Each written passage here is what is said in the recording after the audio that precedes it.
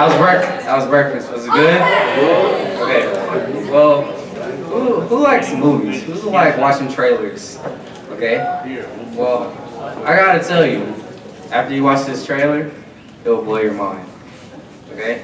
So, yes, it is lit. It is very lit. All right, Thomas.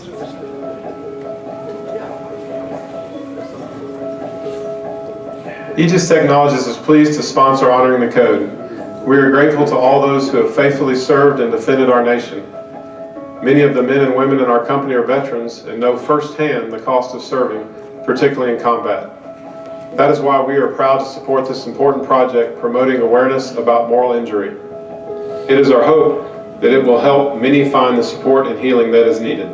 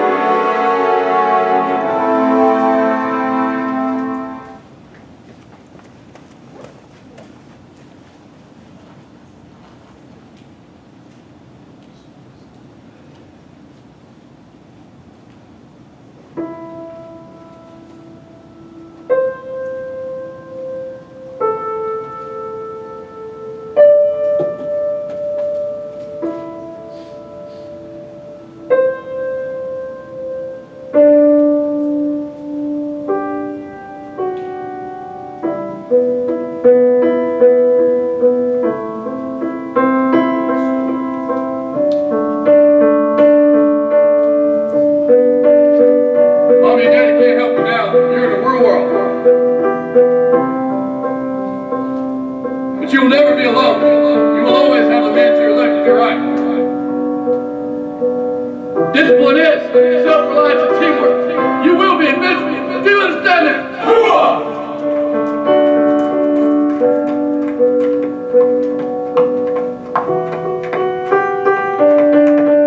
Pick up the pace. Really strong to the biggest link.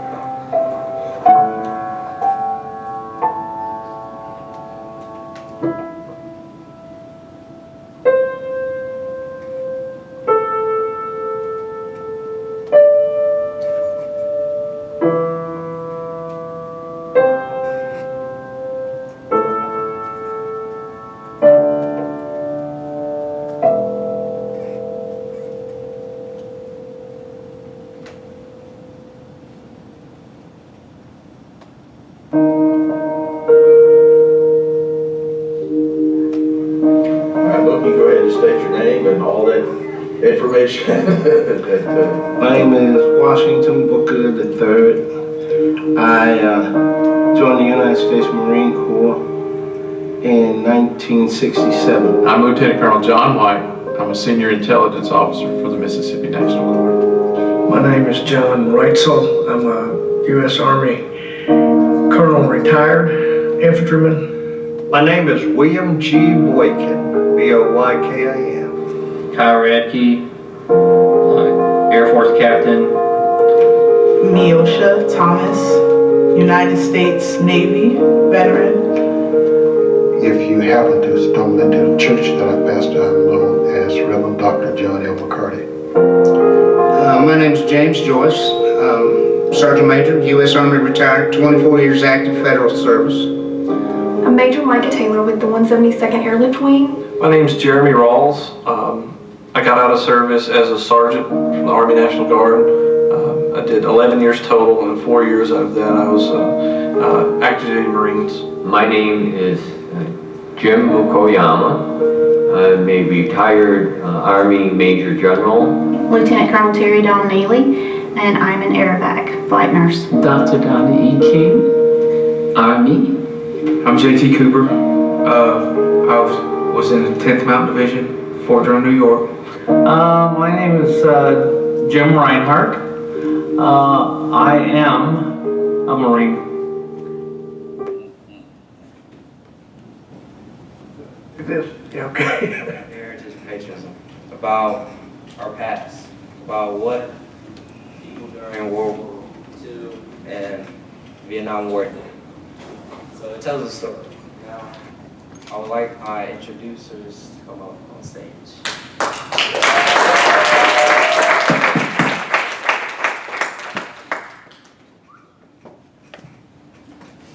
Alright guys, I want y'all to get hyped. I want y'all to get real excited about this new guy coming up here. He is awesome. He spent 28 years in the military, Army.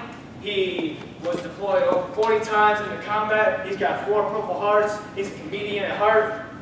He was 6'5" when he first started jumping out of airplanes. Let's give a warm welcome to Colonel John Reitzell.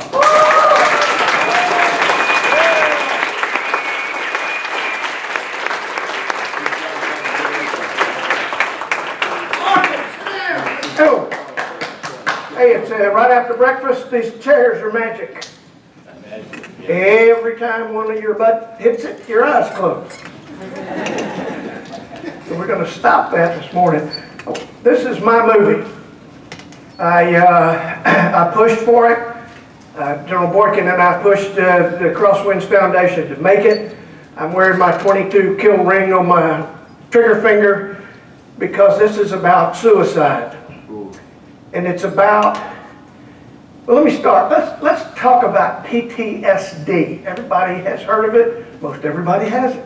You break your finger, you got PTSD. You see a car wreck, you got PTSD. The VA has put an entire corral of people that have PTSD. Normally what it is something that you saw, something that overwhelmed you, something that hurt. We drilled down a little bit for this particular film, and we found that if you go a little deeper than PTSD, you find moral injury, and that's what they're talking about up there. Moral injury is something you did. And the Marines that fought the Fallujah fight in 2003 are starting to kill themselves at a rate that's very high. And the reason is Mr. Taliban puts a 3-year-old in front of him. And the Marines killed multiple children, not by choice. And that weighs them down for about 10 years until they can't stand it anymore. And one last February, very creatively, did a full gainer off the Golden Gate Bridge into San Francisco Harbor. So they're killing themselves at a rate of 22 per day. This is a 22 kill ring. Right on your trigger finger reminded you of the sacrifice they made before they killed themselves. Now, warriors with moral injury is a distinct and separate group from PTSD. PTSD has an effect, no question, on people who go to combat. People who are in direct fire engagement have got it. And unless you don't have a soul.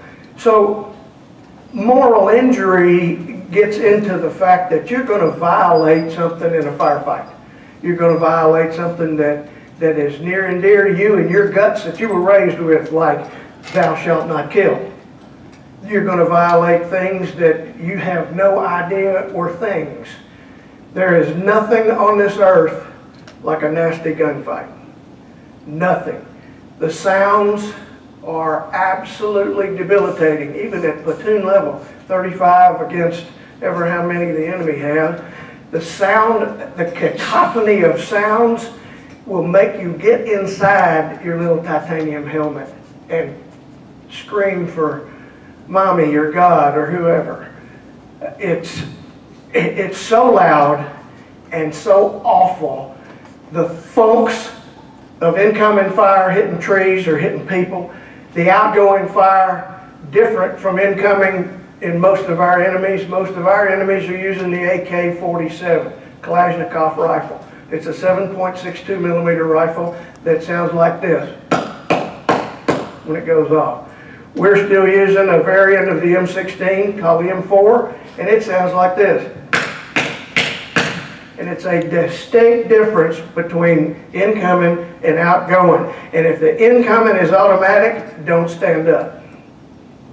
Pretty easy. At Fort Benning, Georgia, the home of the United States Army Infantry School and Center, you learn that as a leader of infantry, it is your job to make those people for whom you serve, and you're their leader, it's your job to stand up and say, follow me. Follow me, do as I do.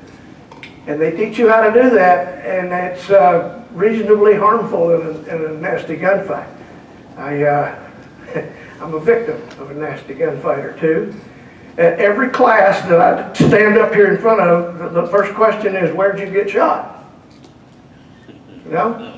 Got shot in the butt. Doesn't everybody get shot in the butt? Now, the normal answer is Vietnam.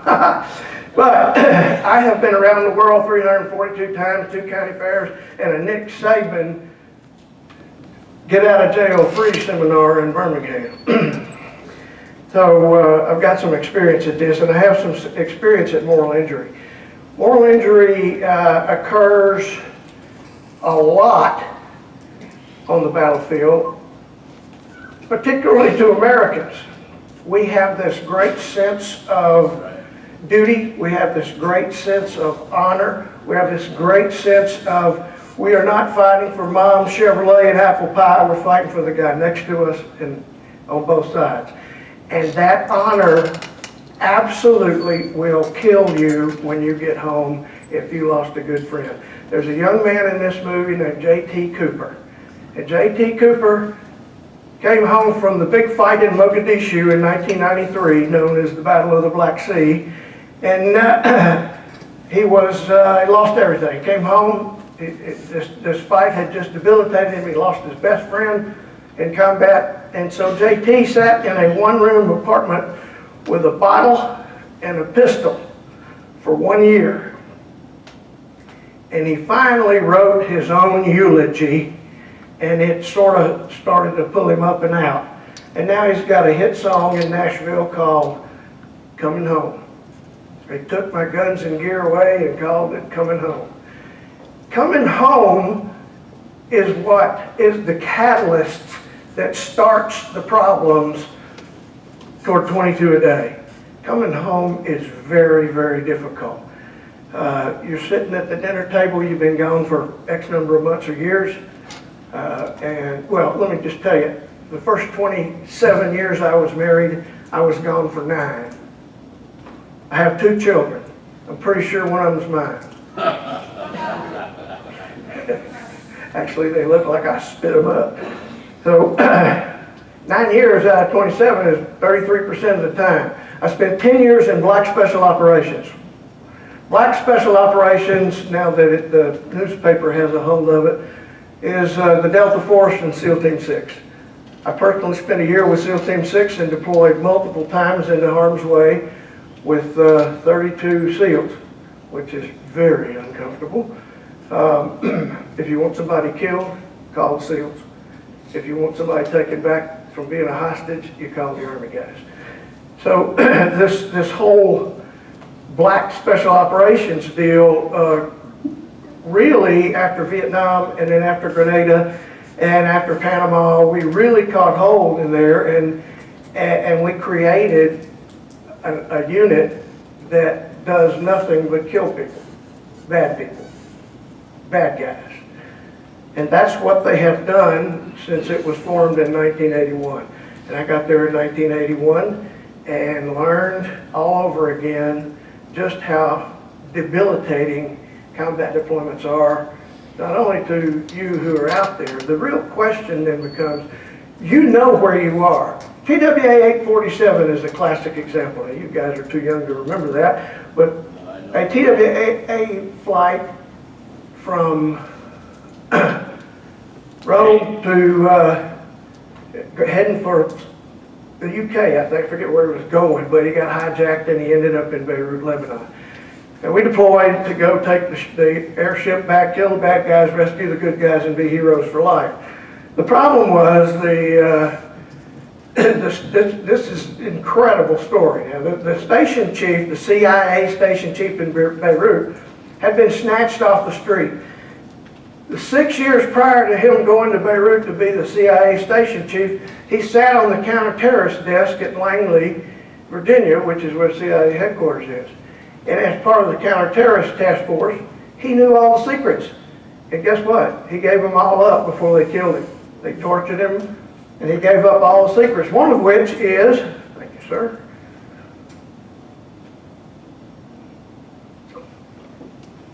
how long does it take to make a decision and get it approved by the president to go strike an overseas target? You might throw Benghazi in this pile, but I'll talk to that in another minute. But it takes a minimum of 6 hours for the deployed force to get the plan to the chairman, and the chairman and the Secretary of Defense redact it a bit, and they take it across the river to the president in a minimum of 6 hours. Usually it's 2 weeks. 6 hours. So Mr. Buckley, the CIA station chief in Beirut, gave up that number. So TWA 847 hijacked into Beirut, Lebanon. 6 hours later, took off and flew to Algeria with all hostages on board. And then 6 hours after he got into Algeria, he flew back to Beirut. And 6 hours on the ground in Beirut, he flew back to Algeria. Now, what's happening with the rescue forces, we're going from Sicily to Cyprus to Sicily to Cyprus to wait for them to land, stand still, so we can kill all the bad guys, rescue all the good guys, and be heroes for life. And oh, by the way, all of that occurred as they spread the hostages out and left the women in Algeria the second time. So on board that airplane was a couple from Central Arkansas, just pure rednecks, just like me.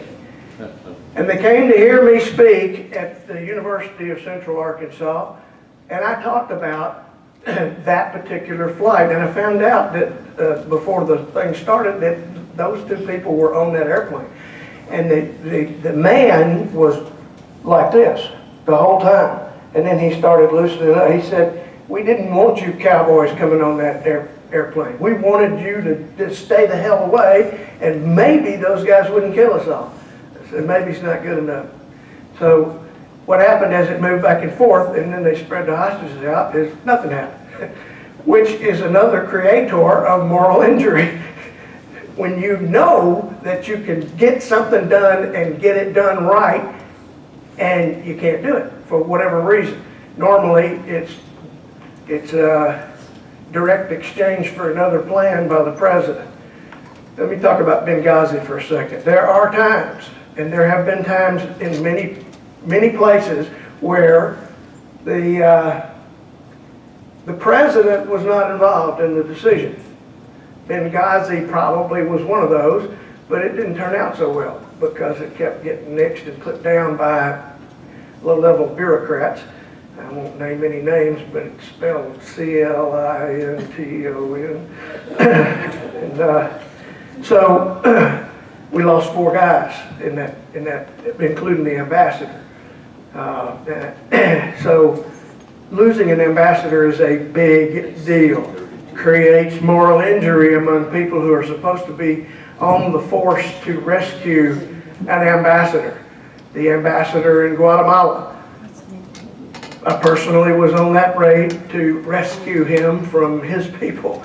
The president of El Salvador, Mr. Duarte, lost his daughter to the rebels.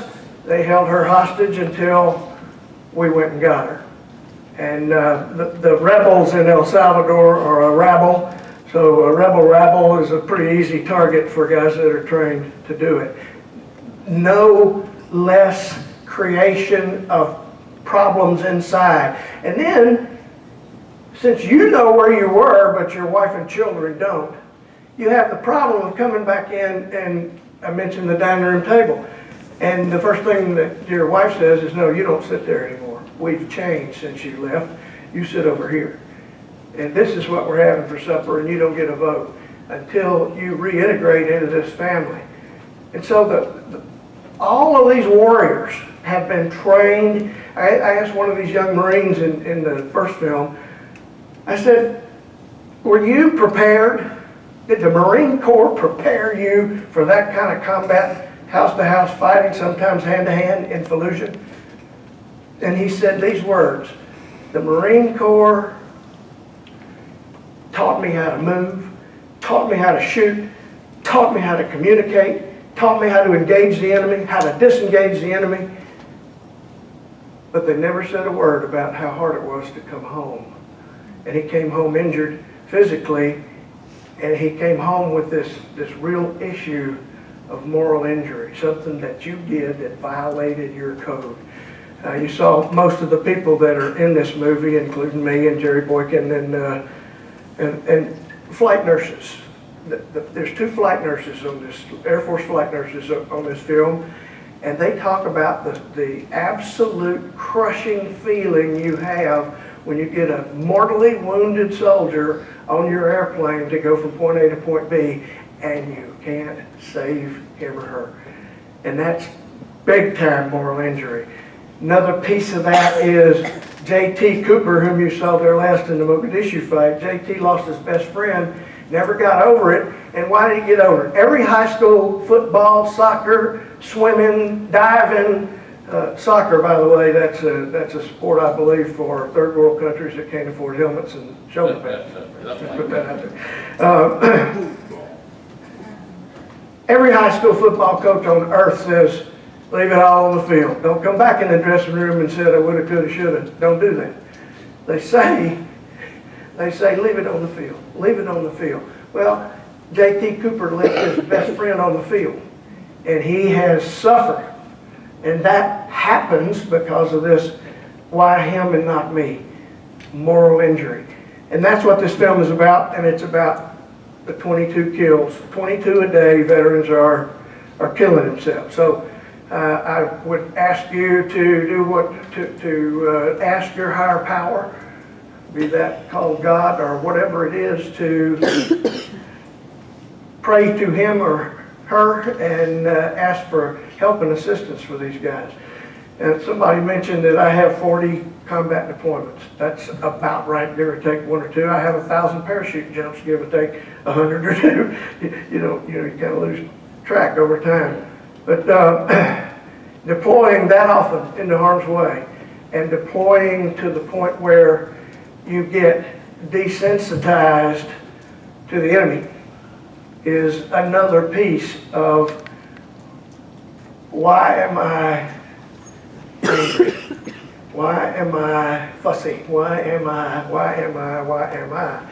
Why do I drink too much? Why do I smoke weed too much? Why do I do whatever I do? And the answer is because you're hurt. You're hurt right here. Every single U.S. soldier that I lost in combat leaves another inch or 2 hole in your chest that's black and unfilled, and it's like Novocaine. And you never get over it.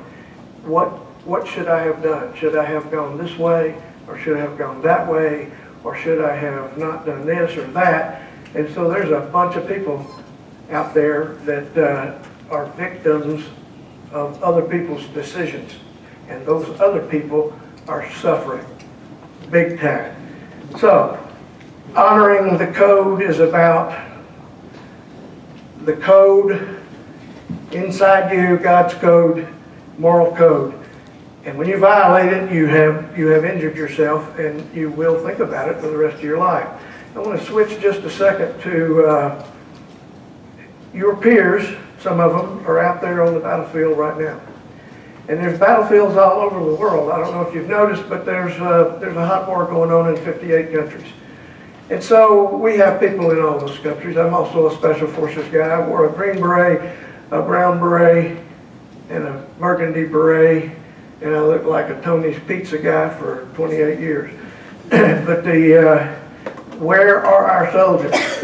Today we have Special Forces soldiers in 212 countries, and they are in harm's way. Doesn't matter where they are. You know, I'm from Louisiana. That's a third world country. So it just doesn't matter where you are. If you're in harm's way, you're in harm's way. What makes them do it? What makes people like you and people that are a little older than you want to go in the armed forces? And the answer to that is pretty clear to me. The answer is you are an American. And Americans have a propensity to volunteer. How many of you, when you're growing up, had a picture of some soldier on the wall or on the desk or in the kitchen or somewhere, some crazy old uncle that jumped out of airplanes, a whole bunch of them. And you walk by that a lot and you see that and you go, well, that's crazy old Uncle John. He jumped out of airplanes. Wonder why he did that. Well, they told him that engineers built the airplane, so he's ready. Engineers built the airplane. You know, people always say, why would you want to jump out of a perfectly good airplane? And the answer to that is there ain't no such thing as a perfectly good airplane. So, and you can see by my shirt, I've been working as an engineer for about the last 15 years. But that plus there's 1.2 million Rotarians. There's 600,000 Kiwanis. There's across this world, churches from the United States, Doctors Without Borders, volunteer to put themselves into harm's way to help people. And that's what we do. So let's talk for a minute about maybe the 3 steps. Think of it like this. Think of it as a ever smaller set of 3 concentric circles. And the outside circle is those of you who raise your hand and say, what do you say, anybody know? You raise your hand. Why do you raise your right hand? What's that got to do with anything? Well, I've done a little bit of research on it, and I can tell you that if you Google why do we raise our right hand, you'll see that there's about 1,500 reasons. The one I choose is when the Crusaders went to the Holy Land in the 12th century, they raised their faceplates as in salute and opened their hand as in peace. And that's what I think it means. It means I come in peace. But the oath that you take is very, very powerful. And they're trying to do away with it in Washington, D.C. They don't see any reason to do this. And I'm going to give it to you, and I'm going to show you why there's a great reason to do it and why all those people that volunteer in that outer circle are bonded to their country. And they're bonded to their country like this. I do solemnly swear. Singular pronoun, active verb for you Alabama futures. I do. Not I might, not I want to, could if I could do that. I do. Solemnly solemnly is in the presence of your higher power. Solemnly is in the presence of God Almighty. I do solemnly swear. Swear. That's about a triple positive there. I do solemnly swear that I will. Singular pronoun, active verb. I will. Not I might. I will support, hold up, argue for, and defend. In my business, defense is artillery in the 4 cardinal directions called in. Everybody's in foxholes and down, locked and loaded and ready for an attack. Defend what? What are we defending? The Constitution, which is a document. Nowhere in the history of this globe have there been people that swear to a document. And it was written as it should be and should remain. I do solemnly swear that I will support and defend the very thing that creates our freedom, the Constitution of the United States of America. And then we see the three positives again. Bear true faith and allegiance. True faith. What's true faith? As opposed to just faith. It's something they struck into that oath to make sure you get it. True faith and allegiance to that document. And I won't go any further. I just want you to know that's what people affirm in the outer ring. And then they go to basic combat training, or in the Air Force is the minimum, not good enough, we'll do the minimum. Sorry. That second ring is when you start to meet those people that you will be friends with for the rest of your life at boot camp, basic combat training. And as that gets on and on through the cycle, and you get more and more, you trust more and more the people around you, then you go to your unit. And in that unit, that's that combat cohesion. Okay? That's the combat cohesion. So that's what we're about. Solemnly swear that I will support and defend the Constitution of the United States against all enemies, foreign and domestic. Foreign's easy, domestic's not. 1969, November 15th, I was shot at in the south parking lot of the synagogue by people who were there to burn down the Capitol. Us, protesters. We didn't shoot back. But domestic is tough. Civil War is a classic example. So I'm being told that I'm getting the hook. So before I leave, I want to leave you with this. I got a good friend that's on his deathbed, and he's got his family there around the bed, and he's got the charge nurse there on the bed, and he says to my son Doug, I want you to have all the commercial property. And to his daughter Susan, he said, Susan, I want you to have all the condominiums and apartment complexes. And to his wife Louise, he said, Louise, I want you to have all the large businesses on Center Street. I want you to take that. And the charge nurse turns to the wife and says, wow, what a ride it must have been with him to have the resources and the smarts to gather all that property. And she says, that's not property. Those are his paper routes. See you.